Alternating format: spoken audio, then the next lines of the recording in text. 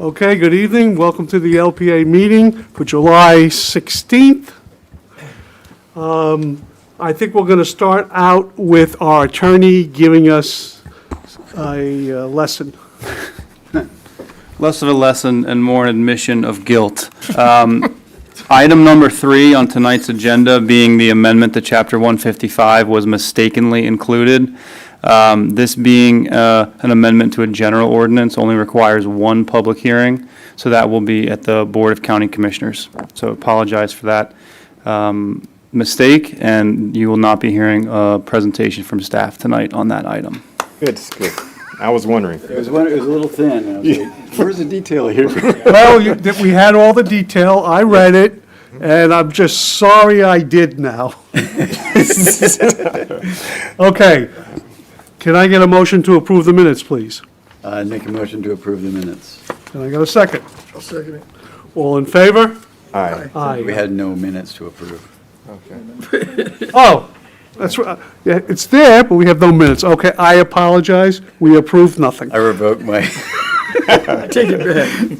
All right. First item of business is NPH 1, Paradise Lake PUD zoning agreement, including a revised master final site plan. This is quasi-judicial. Have you any ex parte communication? I have no expertise No, sir. communications. I have none. Joe? No, sir. No, and I have none. Okay. Do we have any interveners? No interveners. No interveners? All right.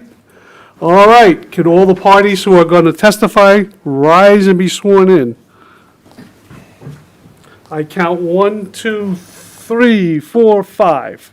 Okay, please raise your right hand. Do you swear or affirm the evidence you are about to give will be the truth, the whole truth, and nothing but the truth? I do.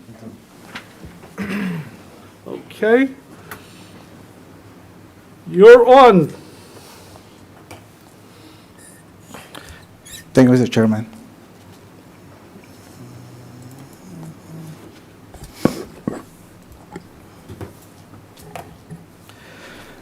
Good evening, members of the board. My name is Luis Aguilar, Principal Planner for the Growth Management Department. A copy of my work history has been filed with the clerk. I'm presenting a request from Heisenberg Family Financial Investments, LLC, to revise a previously approved but now expired master and final site plan for an approximately 72 acres property. Included with this application is a request for a certificate of public facilities reservation. The proposed development includes 11 single-family lots on approximately 72 acres, resulting in a gross density of 0.15 units per acre, which is below the 0.5 units per acre density allowed by the rural density future land use.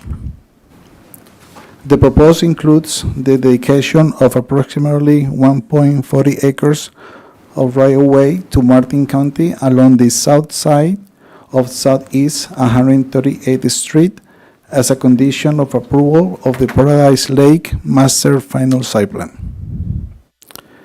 The plan provides 94% open space, 32.38 acres of freshwater wetland, and 0.10 acres of restored wetland, all protected under the Preserve Area Management Plan, which includes removal of invasive species and restoration efforts.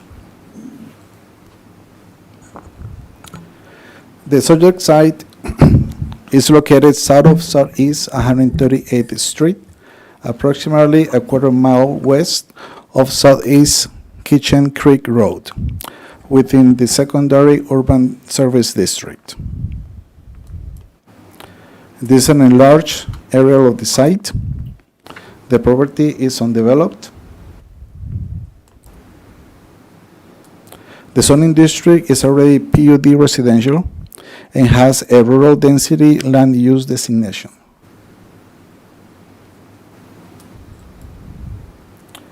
This is the proposed master and final site plan. Access to the site is from Southeast 138th Street, which is over here. Key features include an upland preserved, a 30-foot wide firewise defensive space all over the properties, a 70-foot wide upland buffer, which is this one here, and a tree mitigation area, which is this one over here. The Board of County Commissioners approved the Paradise Lake PUD project on March 16, 2010. However, the applicant did not obtain final site plan and plat approval within the required timeframe. As a result, the development rights in the original PUD agreement have expired. The proposed project, originally approved for 12 lots on 72.40 acres, have been reduced to 11 lots on 70.99 acres to preserve specimen oak trees and maintain native upland habitat. The project will provide 94% open space and 32.38 acres of wetland preserve. The site's maximum density is 27 units, while the project proposes 11 units, resulting in 0.15 units per acre. An existing recorded flow-through drainage easement lies in the eastern portion of the site as part of the 2010 PUD agreement.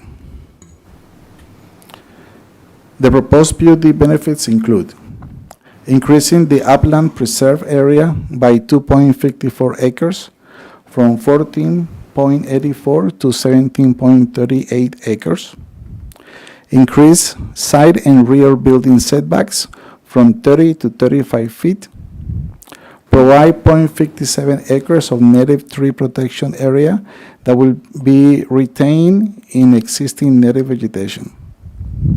The applicant agrees to prohibit guest houses on the lots and to donate $1,000 per unit, $11,000 total, to the Martin County Community Land Trust. As a reference, this is the PUD benefit and justification statement from the 2010 application.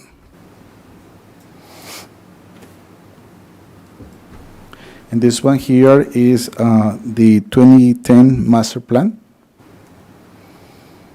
As you can see, we had at that time 12 lots. Development review staff have found the Paradise Lake application to comply with all applicable regulations and the comprehensive growth management plan as detailed in the staff report. Staff recommend approving the PUD zoning agreement, including the master and final site plan. And this concludes my presentation. The applicant is here and has prepared a presentation as well, and is ready to answer any questions. Okay, do you have any questions for Mr. Aguilar? I have one quick question. So if we approve this, then this means that there can be no further changes down the road, that these 11 sites are going to be the only ones developed on that property forever? Yes, correct. Okay. Rick, any questions? No, sir. Mr. Moore? The easement that was part of the agreement that is going to be given for drainage to Martin County, was that part of the original 2010 PUD agreement? It was correct. It was. So this is not a new negotiated benefit to the county. Correct. So it's the less one lot. I'm just curious, what are the benefits in the PUD agreement for the county? So as I stated before, the benefits will be the increase in upland preserve by 2.54 acres. The $11,000. The $11,000 and the setbacks from 30 to 35 feet and 0.57 acres of native tree protection area. Okay. Thank you. That's it? Mr. Brown? No, and I have no questions. Mr. Troublemaker? Okay. For the record, my name is Morris Crady. I'm senior partner with Mr. Lucido Troublemaker. and Associates. And I do have the proof of notice to surrounding property owners. And I do have a brief presentation, and I'll go in a little more detail on the background, but okay. You can leave it on that. Which one is that? Gotcha. Okay, but yeah, before I get into the background, I'm here on behalf of the Heisenberg Family Trust, and particularly Michael Heisenberg, who is the father, the patriarch of the family, and he wasn't able to attend the meeting tonight. I am here with Pat LeConte, our civil engineer, and my partner, Brian Nolan, who helped process the application. But Michael wanted me, he's on vacation, but he didn't want to miss this opportunity to at least read this into the record, so let me do that verbatim real quick. My name is Michael Heisenberg. My wife Jamie and I have lived in Martin County for more than 30 years, where we raised our 3 children and now enjoy time with our 5 grandchildren.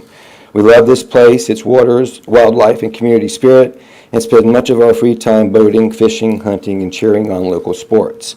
Our family businesses develop, manufacture, and install storm protection products for Martin County and the Treasure Coast. The name of the company is Expert Shutters. We currently employ over 100 people and are growing. Service is important to us. I served more than a decade on the board of the American Red Cross, the Martin County chapter, and our family provides monthly support to 15 local nonprofits, including Hibiscus Children's Center, Hope Center for Autism, House of Hope, and Habitat for Humanity. For the past 12 years, we've also hosted annual ROTC camping events at this property, and for Martin County and also for Jensen Beach High School programs. We are now relocating from Jensen Beach, where they've been living for the past 30 years, to Hope Sound, and the purpose of this application is to create a family compound that preserves our roots and allows our children and grandchildren to remain part of Martin County for generations to come. So that was his goal 20 years ago, believe it or not. When I first met with him, he purchased the property in 2006, and we submitted, after doing some analysis, we submitted the first application for a master site plan, PUD application in 2008. It was approved, as Luis mentioned, in 2010, and then the dedicated right-of-way was provided to the county in 2011. And then the bubble burst, and we hit the big recession, the Great Recession, and so nothing really happened, and eventually the PUD timetable expired in 2021, and he approached me in probably 2022 and said, you know, he's ready, his business has been growing, and he's ready to do this deal right now, he's ready to start construction. So we actually prepared not only the master site plan, but we also have final site plan and landscape plans here tonight, so he's ready to hopefully get this approved and start work as soon as possible. So this is just the overall of the project location, but I wanted to point out the Martin County STA, which is the Kitchen Creek Restoration Area, and that was built just to the northeast of the site, catty corner, and the public drainage easement was provided at that time, and I'll show you the exact location in a moment.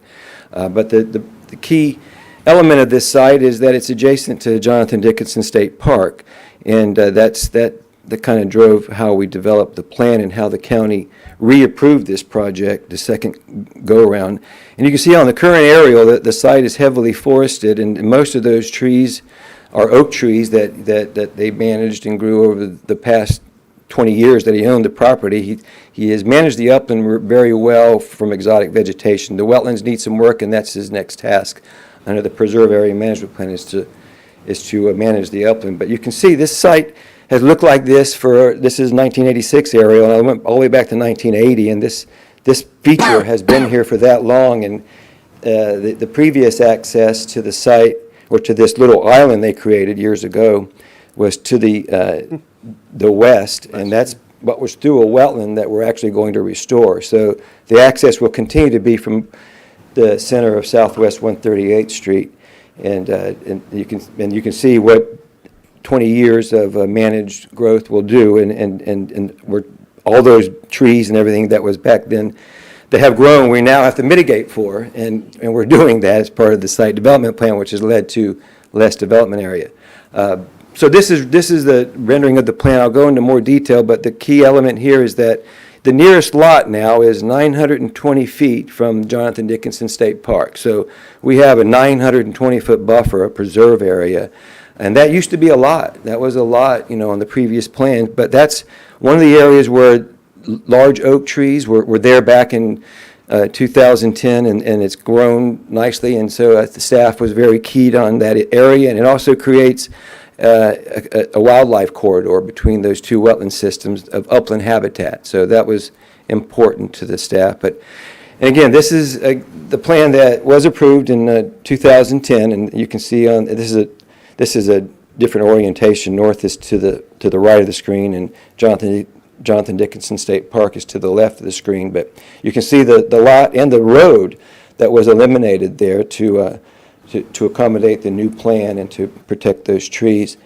And this is a 2010 aerial, so you can see when they bought the property, there's been a tremendous amount of growth of oaks, and you can see at the end there the oaks and the habitat that the county and we have agreed to preserve as part of this development plan. This also shows approximately 7 acres of area that had been impacted by the previous development on the site, this feature out here. And it's been used as a camp retreat, hunting retreat. That's kind of what it's been over the past 50, 60 years. And this is the plan rendered, and you can see there's a lot of green space. The lots are green too, but we've reduced the development footprint significantly when all is said and done. And there is a feature out by 138th Street that Michael wanted to put out there, and it's going to be looking like a miniature cracker house, and it's going to be where they can receive deliveries and mail and also store equipment on the property. But the idea is that would be a nice appropriate feature. And these are wetlands of special concern, so one of the requirements is that instead of a 50-foot buffer, we provide a 75-foot buffer, which we've done throughout the site. And this is actually a rendering of some of the trees that we're planting. We are having to mitigate the oaks of a certain size that are in the development footprint. So the data, we have almost half of the property, 32 acres, is wetland, and all of that is being preserved, plus we're restoring the previous access. 54% of the property, or about 38 acres, is the upland area, and of that amount, about 31 acres is upland habitat. But just doing the density based on the maximum density with density transfer, because the density is 1 unit per 2 acres for the upland area and 1 unit per 4 acres for the wetland areas if you want to transfer density out of the wetlands. Now, we're not doing that, but just for comparison, we did do the calculations, and that's how you get to 27 units. If we do the density without density, the maximum density without density transfer, it would be 19 units. And again, we're only doing 11 units, which is 40% of the maximum density. So of that upland area, 31 acres is upland habitat. The required preserve under a normal application is 77.91 acres, but the preserve within the buffer exceeds that. That's 12.84 acres. But on top of that, and again, this is the minimum buffer required, we're providing almost 5 acres of upland preserve in expanded buffer areas and in the other areas that I showed you. And that's when compared to a by right project. One of the things staff wanted us to do was evaluate the project under a by right application. The property is rural density, so we had the option of not doing a PUD, just coming in as an administrative application under the RE2A zoning district. And that would allow 2 acre lots on the property. And we did a development plan that shows essentially we could get 8 lots under this development scenario, and the minimum preserve would be the 14.84 acres in this scenario, and that would be allowed under code. But on this scenario, we could also do guest houses. We could do 2 septic tanks. We could do 1 for the guest house and 1 for the principal house. And that was one of the things that we agreed not to do in the current plan. So under this scenario, we could get 8 2-acre lots compared to the 11 1-acre lots that we're proposing.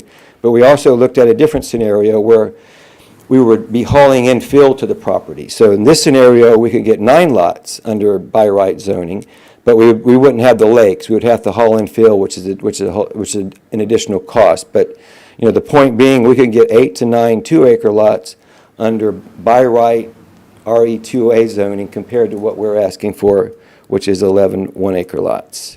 And this is our actual footprint, and the element here is the 17.95 acres a preserve area, and I think the minimum development footprint that we can come up with of 20.66 acres. And that created this site plan. So under public benefits, we've already provided the perpetual flow-through drainage easement. Hopefully the county can take advantage of that with the Kitchen Creek Restoration Project. We have to go in there and clean out the exotics, and it's going to be hundreds of thousands of dollars of work over the time, but all that work has to be done as part of the PAMP. When compared to straight zoning, we're proposing almost 5 acres of upland preserve, but that includes restored areas and the tree protection area that we're proposing, and the mitigation area for the trees. And we're agreeing to prohibit guest houses and any accessory dwelling units. We're trying to keep it's a principal residence with 1 septic tank on each lot. And we're agreeing to the $1,000 contribution to the Martin County Community Land Trust. And our major benefit is the reduced lot size from 2 acres to 1 acre, which is basically we're gaining 2 to 3 extra lots as a PUD in exchange for the public benefits that we're providing. And we would hope that you think that's a fair and equal trade and support the project as we move forward to the County Commission. This is the plan that you actually have before you in black and white form if you want to discuss any details of that. Okay? Any questions? Jim? I know my people.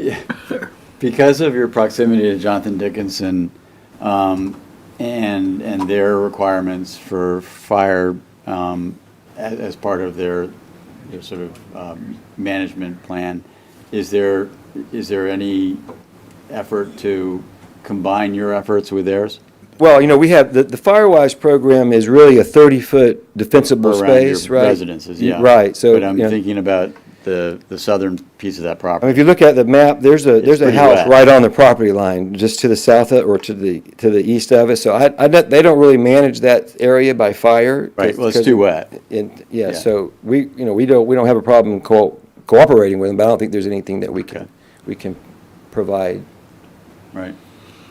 I have a quick question. Wait, Joe, wait. Sorry, Any you other pointed at me. questions? Not that I can think of right away. Okay, Joe, Thank you. ask your question.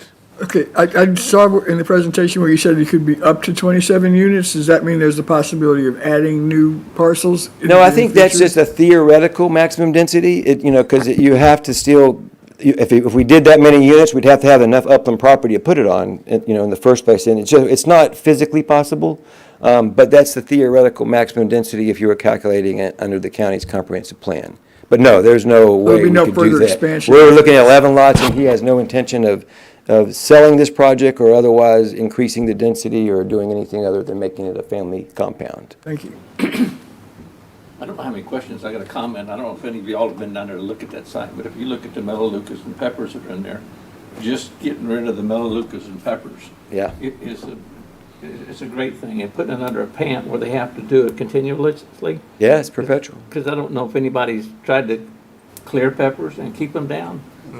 I've done several hundred acres, and it's not an easy thing I know. to do. You can push them and burn them, and then you're going to Tough. spend 5 years spraying and keeping them beat back. And melaleucas are a bitch. So if It's an annual event, really. It's not, when you stop maintaining them, that's when it becomes. it just comes a back problem. to well, after about Sunlight. after about 5 years, you can have them pretty well whipped, but it's Yeah. a continual. So Yeah. I mean, I applaud what the man's doing just to clean up, because that easement, if it's clogged up with Brazilian peppers and melaleucas, it's not going to drain very good. Right.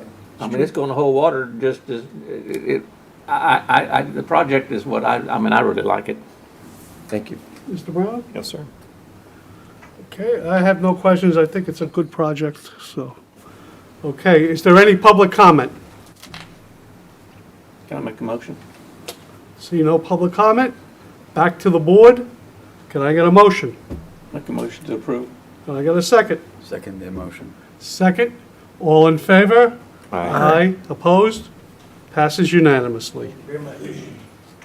Thank you very much. Thank you.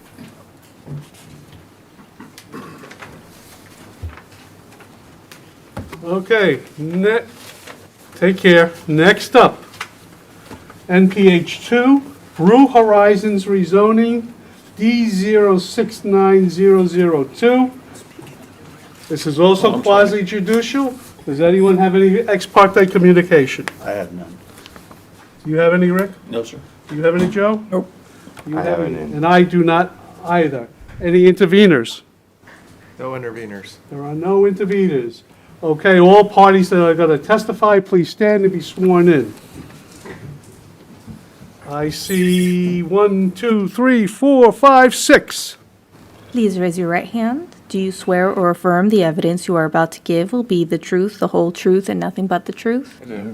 Thank you. Okay. All right, Mr. Aguilar, you're up. Thank you, Mr. Chairman. Again, good afternoon, members of the board. My name is Luis Aguilar, Principal Planner for the Growth Management Department. A copy of my work history has been filed with the clerk. I'm presenting a rezoning application for a property owned by Outback Real Estate LLC. The applicant is requesting a zoning change from the existing M1 Industrial District to the LI Limited Industrial District. The subject site is located at 3101 Southeast Federal Highway in Stuart, approximately 560 feet north of Southeast Indian Street and just south of Southeast Carnival Court. This is an enlarged area of the site. The property is built out and its current use is restaurant general. The future land use designation is industrial. The adjacent properties to the north, south, and east have industrial designation as well. The property west of the subject site has a commercial land use designation with the city of Stuart. The zoning district is M1 Industrial District. The property is subject to two covenant agreements, Covenant 210 to LI Limited Industrial and Covenant 182 to LI Limited Industrial. Therefore, this request to rezone is considered mandatory per section 3.401B. The zoning district for the property to the west is PUD commercial with the city of Stuart. The proposed rezone area is approximately 1.93 acres.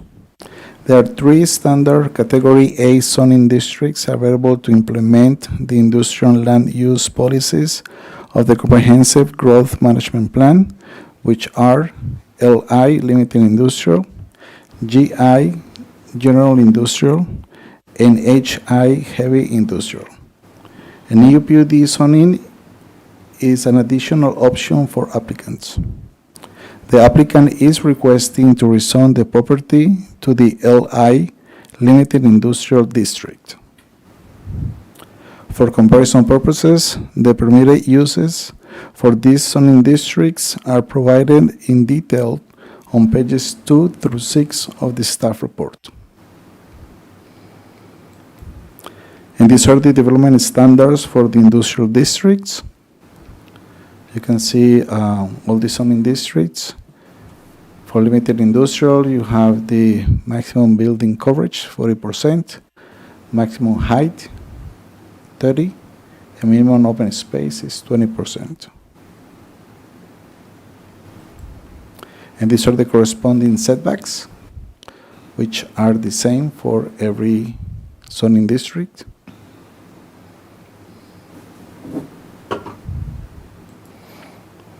And these are the conditions supporting the requested. You have to speak into, I can't really hear you very well. Can you hear me now? A little better. Okay. We don't want soft-spoken people here. We want them loud and boisterous. You got it. All right. He just can't hear anyhow. That's Well, that's what I was gonna besides the say. point, guy. Your old age coming out again, Tom. All right. These are the conditions supporting the requested limited industrial district. The limited industrial district is designed to minimize the potential for negative impacts on surrounding properties.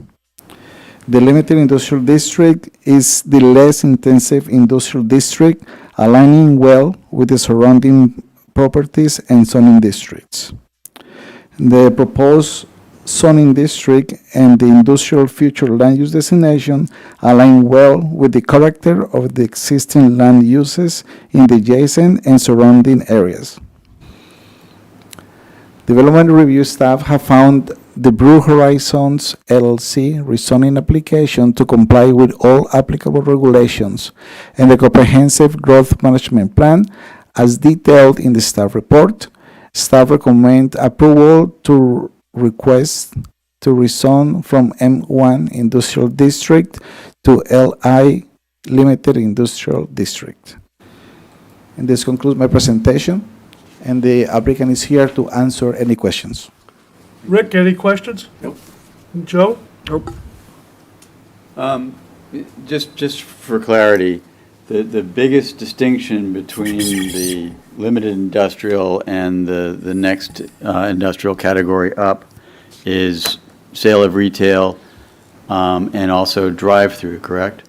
Correct.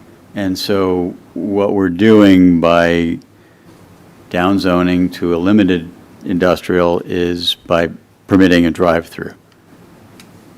That's one of the uses that will be permitted on the limited industrial district, which is a less intensive. I just wanted to put district. that on the record. Got it. Mr. Brown? No, sir. I would appreciate it next time if you could put into your report what the differences are, what's allowed under these, another slide perhaps. I know you have it in. I think in the report we got, we did have. Yeah, I know, but I mean for here, so that the public could see what we're actually approving. If you don't mind, I would find that more helpful. Paul Schilling, Growth Management Director, for the record. We can try to refine our report to reflect that. Yeah. I think if you just put the table with permitted uses. Yeah, the table of permitted uses as part of the is report. probably- We have that in the staff report. I know. Yeah, okay. But it would be easier for us to have that, Yes, sir. okay? If you don't mind. Thank you. Yes. Okay? Do any other questions? No? Okay. Applicant, you're up.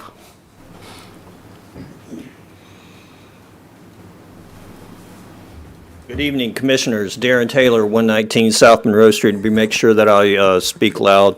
But we do support the staff recommendation. I would add that the proposed rezoning is also consistent with the existing covenants that are also included within the staff report as well, which also stated the LI use. As far as I understand, those covenants are still in effect as well. So Commissioners, any questions you have, we have our team available to answer any questions. Rick, any questions? Sir, I'm sorry. I'm sorry. Do you have an affidavit of the mailings, or have you? Thank you, Paul. Yeah. I believe we do. So you'll turn those in on the record? Yes, sir, we will. Thank you. Okay.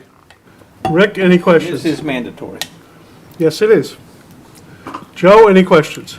Yeah, if something's mandatory, why do we have to vote on it? I've been saying that for a year. I mean, I don't get that whole concept. Can you help me with that, Sebastian? Sure. The code requires action on the part of the Board of County Commissioners and a recommendation by the LPA for any time the zoning district is changed. So if I say no, it doesn't matter. It's mandated anyway. Is that correct? No. Not necessarily. You No. can say no, but it probably won't matter because I'll bet you there's at least 3 of us up here that Well, will vote it's yes. also just a recommendation, so you're Yeah. not going to. They don't even bother with us, actually.